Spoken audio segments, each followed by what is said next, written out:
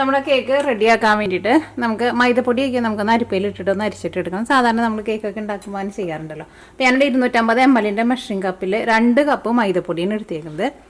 അത് കൈ കൊണ്ട് വടിച്ചിട്ടുള്ള അളവ് വേണം കേട്ടോ എടുക്കാൻ വേണ്ടിയിട്ട്. കപ്പിൻ്റെ മുകളിലേക്ക് ഒട്ടും കുമ്പാരം പോലെ ഇരിക്കരുത്. കാരണം കേക്കൊക്കെ ആകുമ്പോൾ നമുക്കറിയാലോ കറക്റ്റ് അളവിൽ എടുത്തില്ല എന്ന് വെച്ചിട്ടുണ്ടെങ്കിൽ ശരിയാവില്ല. കറികളൊക്കെ ആകുമ്പോൾ ഒരു ഇച്ചിരി മസാലപ്പൊടി അങ്ങോട്ട് ഇങ്ങോട്ട് കൂടിയാലും കുഴപ്പമൊന്നുമില്ല. പക്ഷേ കേക്കിന് കറക്റ്റ് ആയിരിക്കണം കേട്ടോ. വേണ്ടത് ബേക്കിംഗ് പൗഡറാണ് വേണ്ടത്. ബേക്കിംഗ് പൗഡർ നമ്മൾ 1.5 ടീസ്പൂണാണ് എടുക്കുന്നത്. അതും ഇതേപോലെ ഇങ്ങനെ വടിച്ചിട്ടുള്ള അളവാണ് എടുക്കാൻ വേണ്ടിയിട്ട്. ഇവിടെ ഈ ബേക്കിംഗ് പൗഡറൊക്കെ വാങ്ങുമ്പോൾ ഇവിടെ സൈഡിൽ ഇങ്ങനെ ഒരു സാധനം ഉണ്ടാവും. ഇത് ഇങ്ങനെ വടിച്ചെടുക്കാനുള്ളതാണ് കേട്ടോ. 1.5 ടീസ്പൂൺ, ടേബിൾ സ്പൂണല്ല ടീസ്പൂണ്. 1 ടീസ്പൂണ്, 1/2 ടീസ്പൂണുണ്ട്. അതും വടിച്ചിട്ടെടുക്കുക. വിചാരിച്ച പോലെ ടേസ്റ്റൊന്നും കിട്ടില്ല, കുറഞ്ഞാലും കേക്ക് സോഫ്റ്റായിട്ട് വരില്ല. 1.5 ടീസ്പൂൺ. പിന്നെ വേണ്ടത് 1/4 ടീസ്പൂൺ ഉപ്പ്. ഇതെല്ലാം കൂടിയിട്ട് നമുക്ക് അരിപ്പയിലിട്ടിട്ട് നമുക്കൊന്ന് അരിച്ചിട്ടെടുക്കാം. ഇനി ഇത് അരിച്ചെടുത്ത് കഴിഞ്ഞിട്ട് പിന്നെ നമ്മൾ ബീറ്റ് ചെയ്യാൻ വേണ്ടിയിട്ട് പോകണം. അപ്പോൾ നിങ്ങളുടെ അടുത്ത് ബീറ്റർ ഉണ്ടെന്ന് വെച്ചിട്ടുണ്ടെങ്കിൽ ബീറ്റർ വെച്ചിട്ട് ബീറ്റ് ചെയ്തിട്ട് എടുക്കുക. ബീറ്റർ ഇല്ലയെന്ന് വെച്ചിട്ടുണ്ടെങ്കിൽ ഇതേപോലെ ഇങ്ങനെ വിസ്ക് ഉണ്ടല്ലോ, വിസ്ക് വെച്ചിട്ട് നന്നായിട്ട് അടിച്ച് നിങ്ങളുടെ കൈ കൊണ്ട് എത്ര സമയം ചെയ്യാൻ വേണ്ടിയിട്ട് പറ്റുമോ അതേപോലെ നന്നായിട്ട് അടിച്ച് പതപ്പിച്ച് സോഫ്റ്റാക്കിയിട്ട് എടുക്കുക. ബീറ്റർ ഉണ്ടെന്ന് വെച്ചിട്ടുണ്ടെങ്കിൽ അത് വെച്ചിട്ട് ചെയ്തോ. ഈ മൈദപ്പൊടി ഇതേപോലെ ഇങ്ങനെ അരിച്ചിട്ട് എടുക്കണം. അത് പ്രത്യേകം ശ്രദ്ധിക്കുക. എന്നാൽ മാത്രമേ നമ്മുടെ ബേക്കിംഗ് പൗഡറൊക്കെ നന്നായിട്ട് മിക്സ് ആവുള്ളൂ. ഇതിനകത്ത് തരിയൊക്കെ ഉണ്ടെന്ന് വെച്ചിട്ടുണ്ടെങ്കിൽ പോവുകയും ചെയ്യും കേട്ടോ. ഇത് അരിച്ചെടുത്ത് കഴിഞ്ഞിട്ടും ഒന്ന് ഇതേപോലെ ഒന്ന് വിസ്ക് വെച്ചിട്ട് ഒന്ന് മിക്സ് ചെയ്ത് കൊടുത്തോട്ടെ. അപ്പോൾ നമുക്ക് ഇതങ്ങോട്ട് മാറ്റി വയ്ക്കാം. ഇനി അടുത്തത് നമ്മുടെ മുട്ടയുടെ മിക്സിങ് റെഡിയാക്കാം. ഇനി നമുക്ക് വേറൊരു ബൗൾ എടുക്കാം. ഇതിലേക്ക് നമുക്ക് 4 മുട്ട ചേർക്കാം.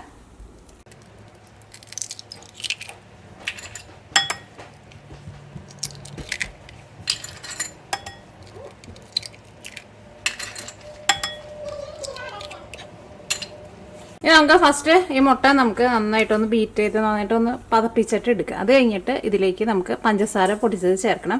അത് ഞാനിവിടെ 250 ml മെഷറിംഗ് കപ്പിൽ 1.5 കപ്പ് പൊടിച്ചെടുത്തേക്കണം പഞ്ചസാര കേട്ടോ ചേർക്കുന്നത്. ഇപ്പോൾ ചേർക്കണ്ട. ഫസ്റ്റ് നമുക്ക് മുട്ട നമുക്കൊന്ന് പതപ്പിച്ചിട്ട് എടുക്കാം.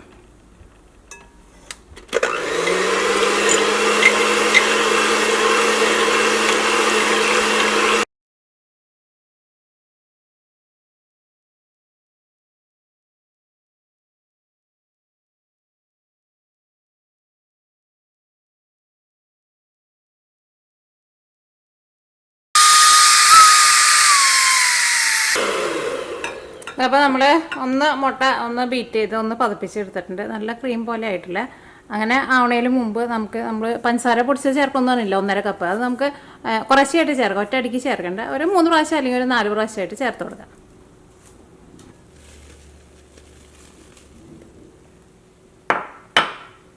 ഒന്നല്ലെങ്കിൽ നിങ്ങൾക്ക് പഞ്ചസാര പൊടിച്ചത് കടയിൽ നിന്ന് വാങ്ങാൻ വേണ്ടിയിട്ട് കിട്ടും, അല്ലെങ്കിൽ നമ്മുടെ പഞ്ചസാര പൊടിച്ചിട്ട് എടുത്താൽ മതി.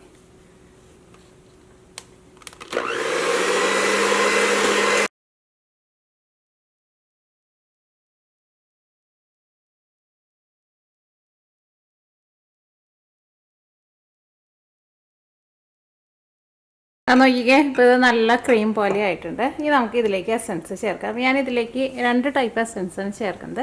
സാധാരണ നമ്മൾ ബട്ടർ കേക്ക് നമ്മൾ ബേക്കറിയിൽ നിന്ന് വാങ്ങുമ്പോൾ അതിന് ഒരു വാനില എസൻസിൻ്റെ ഒരു ഫ്ലേവറും കൂടിയിട്ട് ചെറുതായിട്ട് നമുക്ക് ഫീൽ ചെയ്യും. അപ്പോൾ 2 എസൻസും ചേർക്കണം. വാനില എസൻസും ചേർക്കണം, പൈനാപ്പിൾ എസൻസും ചേർക്കണം. അപ്പോൾ 2 എസൻസും ഞാനിവിടെ 1 ടീസ്പൂൺ വെച്ചിട്ടാണ് ചേർക്കുന്നത്. ടേബിൾ സ്പൂൺ അല്ല, ടീസ്പൂണ്. അപ്പോൾ 1 teaspoon vanilla essence, 1 teaspoon pineapple essence. ഇനി നമുക്കിത് ഒന്നും കൂടി നമുക്കൊന്ന് ബീറ്റ് ചെയ്തിട്ടെടുക്കാം.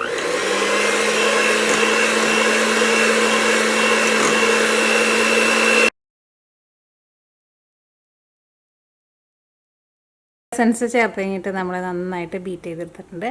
ഭയങ്കര ഫ്ലഫി ആയിട്ട് ആവണ്ട, എന്നാൽ അതിൻ്റെ ഒരു ടെക്സ്ചർ നല്ലൊരു ക്രീം പോലെ വരണം കേട്ടോ. നമുക്ക് നമ്മുടെ ബീറ്റർ ആവശ്യമില്ല, ബീറ്റർ മാറ്റി വയ്ക്കാം. അതേപോലത്തെ ഇങ്ങനെ ഒരു ഇലക്ട്രിക് ബീറ്ററിന് അധികം വിലയൊന്നും ഉണ്ടാവില്ല കേട്ടോ. കടയിൽ നിങ്ങൾക്ക് വേണമെന്ന് വെച്ചിട്ടുണ്ടെങ്കിൽ ഒരു ചെറുത് വാങ്ങിച്ചാൽ മതി. നാട്ടിൽ വില എത്രയൊന്നും എനിക്കറിയില്ല, പക്ഷേ എനിക്ക് തോന്നുന്നു വലിയ വിലയൊന്നും ഉണ്ടാവില്ല. അപ്പോൾ എന്ന് വെച്ചിട്ടുണ്ടെങ്കിൽ നമ്മൾ കൈ കൊണ്ട് ഇങ്ങനെ വിസ്ക് ചെയ്തിട്ട് എടുക്കണ സമയമുണ്ടെന്ന് വെച്ചിട്ടുണ്ടെങ്കിൽ ഇതേപോലെ നമുക്ക് പെട്ടെന്ന് റെഡിയാക്കിയിട്ട് എടുക്കാനും പറ്റും. അപ്പോൾ ഈ അടുത്തത് നമ്മുടെ ഈ മിക്സിങ്ങിലേക്ക് നമ്മൾ മൈദ നമ്മളവിടെ അരിച്ച് വെച്ചിട്ടില്ലേ, മൈദയും ബേക്കിംഗ് പൗഡറും ഉപ്പും കൂടിയിട്ട് ആ മിക്സിങ് നമ്മൾ ഇതിലേക്ക് ചേർത്തിട്ട് മിക്സ് ചെയ്യാൻ വേണ്ടിയിട്ട് പോകാം. അപ്പോൾ ഇങ്ങനത്തെ ഒരു സ്പാച്ചിലി ഉണ്ടെന്ന് വെച്ചിട്ടുണ്ടെങ്കിൽ അത് വെച്ചിട്ട് ചെയ്യാം. ഇതേപോലെ സ്പാച്ചിലി എന്നാലും കടയിൽ നിന്നൊക്കെ വാങ്ങാൻ വേണ്ടിയിട്ട് കിട്ടും. ഇതാകുമ്പോൾ നമുക്ക് ഇങ്ങനെ ഫോൾഡ് ചെയ്ത് എടുക്കണ പോലെ മിക്സ് ചെയ്യാനും പറ്റും. ഇതിനായിരുന്നാലും കടയിൽ വലിയ വിലയൊന്നും ഉണ്ടാവില്ല. അപ്പോൾ ഇത് ഒറ്റയടിക്ക് ചേർക്കണ്ട കേട്ടോ, കുറേശ്ശെ ചേർത്താൽ മതി. കാരണം ഒറ്റയടിക്ക് ചേർത്തിട്ടുണ്ടെന്ന് വെച്ചിട്ടുണ്ടെങ്കിൽ നമ്മുടെ ഇപ്പോൾ മുട്ട നമ്മൾ ബീറ്റ് ചെയ്തിട്ട് നല്ല സോഫ്റ്റ് ആക്കിയിട്ട് വെച്ചേക്കാണല്ലോ. അപ്പോൾ ഇത് ഒറ്റയടിക്ക് ചെന്നുകൊണ്ട് വീഴുമ്പോൾ ഇതിൻ്റെ സോഫ്റ്റ്നെസ്സൊക്കെയാണ് പോകും. അപ്പോൾ നമുക്ക് കുറേശ്ശെ ഇങ്ങനെ മിക്സ് ചെയ്യാം. പിന്നെ മൈദപ്പൊടി ചേർക്കുമ്പോൾ ബീറ്റ് ചെയ്തിട്ട് എടുക്കണ്ട കേട്ടോ. ഇതേപോലെ ഇങ്ങനെ സ്പാച്ചിൽ വെച്ചിട്ട് മിക്സ് ചെയ്താൽ മതി.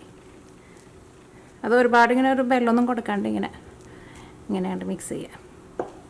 ഭയങ്കര സോഫ്റ്റായിട്ടിരിക്കുന്ന സാധനങ്ങൾ നമ്മൾ മിക്സ് ചെയ്യുമ്പോൾ ഭയങ്കര ഇതിനകത്തിട്ടിട്ട് അങ്ങോട്ടും ഇട്ടിട്ട് കാണിക്കരുത്. അപ്പോൾ അതിൻ്റെ സോഫ്റ്റ്നെസ്സൊക്കെ പോകും. പിന്നെ ആദ്യം ഇട്ടത് നന്നായിട്ട് മിക്സ് ആവുന്നുണ്ടോ എന്ന് നോക്കണം കേട്ടോ. അല്ലെങ്കിൽ ചിലപ്പോൾ മൈദ മിക്സ് ആവേണ്ടി കിടക്കും.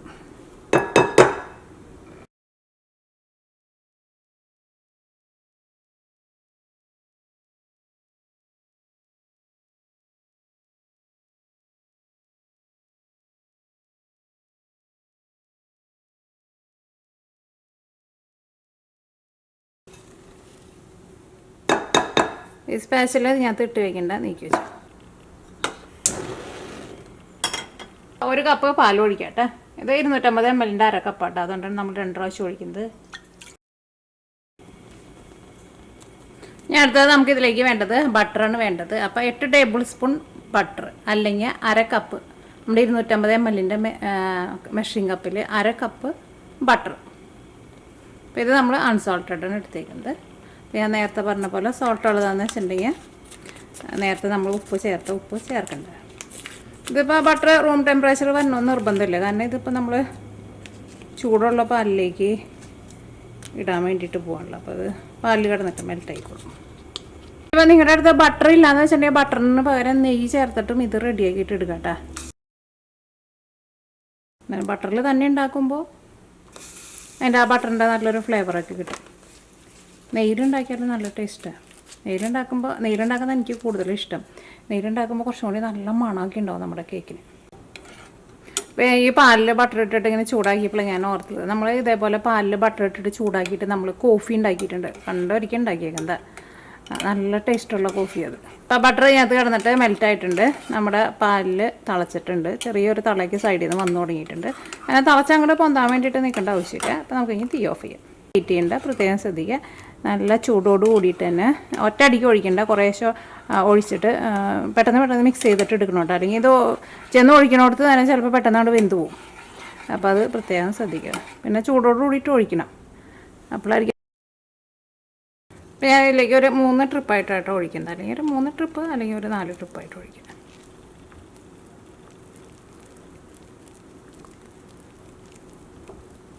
ഫസ്റ്റ് ഇങ്ങനെ ഒന്ന് മിക്സ് ചെയ്ത് കഴിയുമ്പോൾ തന്നെ അടുത്തത് ഒഴിച്ചാൽ അത് കഴിഞ്ഞിട്ട് എല്ലാം കൂടി ഒഴിച്ച് കഴിഞ്ഞിട്ട് നമുക്ക് ഈ സെപ്പറേറ്റ് ആയിട്ട് കിടക്കുന്ന പാലിലേക്ക് നന്നായിട്ട് ഇതിനകത്ത് മിക്സ് ചെയ്തിട്ട് ഇതിൻ്റെ കൂടെ നന്നായിട്ട് യോജിപ്പിച്ച് കൊണ്ടുവരും. എപ്പോഴും നമ്മളിങ്ങനെ മിക്സ് ചെയ്തിട്ട് എടുക്കുമ്പോൾ ഇങ്ങനെ ഒരേ ഡയറക്ഷനിൽ ചെയ്യണം കേട്ടോ.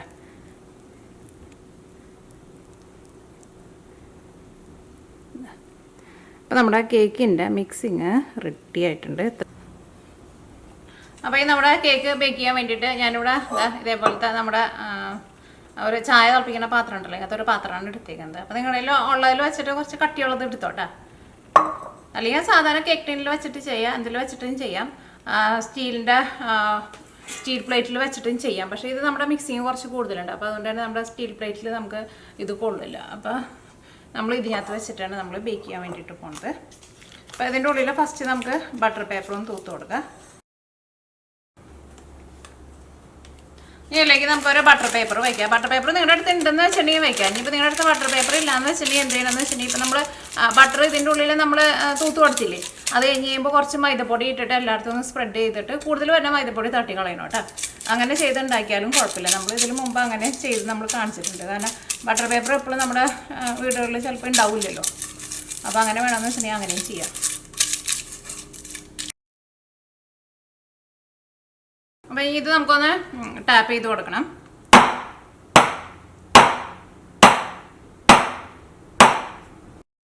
അപ്പോൾ അപ്പോൾ ഈ നമ്മുടെ കേക്ക് ബേക്ക് ചെയ്യാൻ വേണ്ടിയിട്ട് പോവാണ്.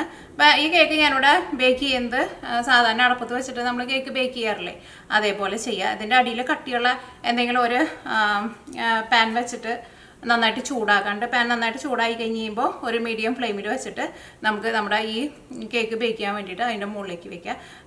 ദോശച്ചട്ടി ഉണ്ടെന്ന് വെച്ചിട്ടുണ്ടെങ്കിൽ അതാണ് ഏറ്റവും നല്ലത്. കാരണം ദോശച്ചട്ടിക്ക് നല്ല ചൂട് നിൽക്കുമല്ലോ. ഡയറക്റ്റ് ഫ്ലെയിമിൻ്റെ മുകളിൽ വെക്കരുത്. അല്ലെങ്കിൽ നിങ്ങൾക്ക് ഓവനിൽ വെച്ചിട്ട് കേക്ക് ബേക്ക് ചെയ്യണമെന്ന് വെച്ചിട്ടുണ്ടെങ്കിൽ സാധാരണ ബേക്ക് ടിന്നിൽ മിക്സിങ് ഒഴിച്ച് കഴിഞ്ഞിട്ട് സാധാരണ നമ്മൾ കേക്ക് ചെയ്യുന്ന ടെമ്പറേച്ചറിൽ വെച്ചാൽ മതി. 375 ഫാരനൈറ്റിൽ. സെൻറ്റിഗ്രേഡിലാകുമ്പോൾ ഒരു 170 സെൻറ്റിഗ്രേഡിൽ വയ്ക്കുക. അപ്പോൾ ഇത് നമുക്കിനി അടപ്പത്തേക്ക് വയ്ക്കാം. ഡയറക്റ്റ് കൊണ്ടുപോയി ഫ്ലെയിമിൻ്റെ മുകളിൽ വെക്കരുത്, പ്രത്യേകം ശ്രദ്ധിക്കുക. നമ്മൾ ബിരിയാണിക്ക് നമ്മൾ ദം ചെയ്തിട്ട് എടുക്കില്ലേ, അതേപോലെ അടിയിൽ എന്തെങ്കിലും വെച്ചിട്ട് വേണം വെക്കാൻ വേണ്ടിയിട്ട്. അപ്പോൾ ഞാനിവിടെ ദോശക്കല്ലുമേട്ടാണ് വെക്കുന്നത്. അപ്പോൾ നമ്മുടെ ദോശക്കല്ല് നന്നായിട്ട് ചൂടായിട്ടുണ്ട്. ദോശക്കല്ല് നന്നായിട്ട് ചൂടായി കഴിയുമ്പോൾ മീഡിയം ഫ്ലെയിമിൽ വയ്ക്കുക. ഇനി നമ്മുടെ കേക്ക് ബേക്ക് ചെയ്യാൻ വേണ്ടിയിട്ട് വെക്കട്ടെ. പിന്നെ വെക്കുമ്പോഴുണ്ടല്ലോ, മൂടി എടുക്കുമ്പോൾ ഇതേപോലെ ചില മൂടിക്ക് ഇങ്ങനെ ചെറുതായിട്ട് ഇങ്ങനെ ഒരു ഹോൾ ഉണ്ടാവില്ലേ, അങ്ങനെ ഉള്ള ഹോളുള്ളത് ഉണ്ടെന്ന് വെച്ചിട്ടുണ്ടെങ്കിൽ അത് വെക്കണം കേട്ടോ. അതാകുമ്പോൾ അപ്പോൾ ഇതിൻ്റെ ഉള്ളിൽ നിന്ന് ഒട്ടും ഈർപ്പം നിൽക്കില്ല, അത് ഇതിൻ്റെ ഉള്ളിൽ കൂടെ പൊക്കോളും. അല്ലെങ്കിൽ സാധാരണ മൂടി വെച്ചിട്ട് മൂടി വയ്ക്കുക. അപ്പോൾ നമ്മൾ ഒരു അരമണിക്കൂർ കഴിഞ്ഞ് കഴിയുമ്പോൾ ജസ്റ്റ് ഒന്ന് തുറന്നിട്ട് അതിൻ്റെ മുകളിൽ സ്റ്റീം ഉണ്ടെന്ന് വെച്ചിട്ടുണ്ടെങ്കിൽ ഒന്ന് തുടച്ച് കൊടുത്തോട്ടെ. പക്ഷേ ഇങ്ങനത്തെ ആകുമ്പോൾ നമുക്ക് അതിൻ്റെ കുഴപ്പമില്ല. അപ്പോൾ ഈ നമ്മുടെ കേക്ക് ഇവിടെ ഇരുന്നിട്ട് റെഡി ആയിട്ട് വരട്ടെ.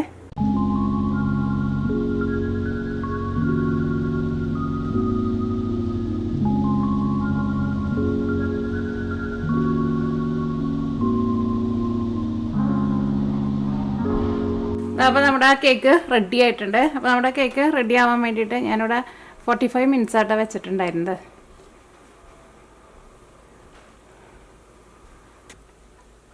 കേക്ക് റെഡി ആയിട്ടുണ്ട്. നല്ല സോഫ്റ്റായിട്ട് ഇരിക്കുന്ന കേക്കാട്ടോ. ഇനി ഇതിനകത്ത് ഇരുന്നിട്ട് ഒന്ന് ചെറുതായിട്ടൊന്ന് ചൂടാറി കഴിഞ്ഞ് കഴിയുമ്പോൾ നമുക്ക് ഈ പാത്രത്തിൽ നിന്ന് പുറത്തേക്ക് എടുക്കാം കേട്ടോ. എന്നിട്ട് നന്നായിട്ട് ചൂടാറി കഴിഞ്ഞ് കഴിയുമ്പോൾ കേക്ക് കട്ട് ചെയ്യുക. അപ്പോൾ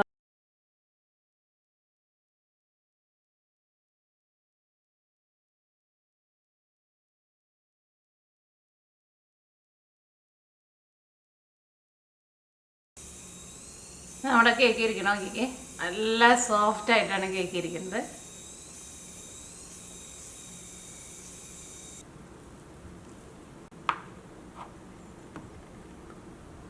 ഇതാണ് നമ്മുടെ ഹാഫ് കേക്ക് നമ്മൾ കട്ട് ചെയ്ത് വെച്ചത്. ഹാഫ് കേക്ക് ഞാനിവിടെ അതേ വേറെ ഇങ്ങനെ കട്ട് ചെയ്ത് വെച്ചിട്ടുണ്ട്. മധുരമൊക്കെ നല്ല പെർഫെക്റ്റ് ആയിട്ടാണ്, ഭയങ്കര മധുരമൊന്നുമില്ല, നമുക്ക് കഴിക്കാൻ വേണ്ടിയിട്ട് പറ്റുന്ന ഒരു മധുരമാണുള്ളത്. അപ്പോൾ ഇനി വേറെ വിശേഷമൊന്നുമില്ല, നമുക്കിനി നാളെ കാണാം.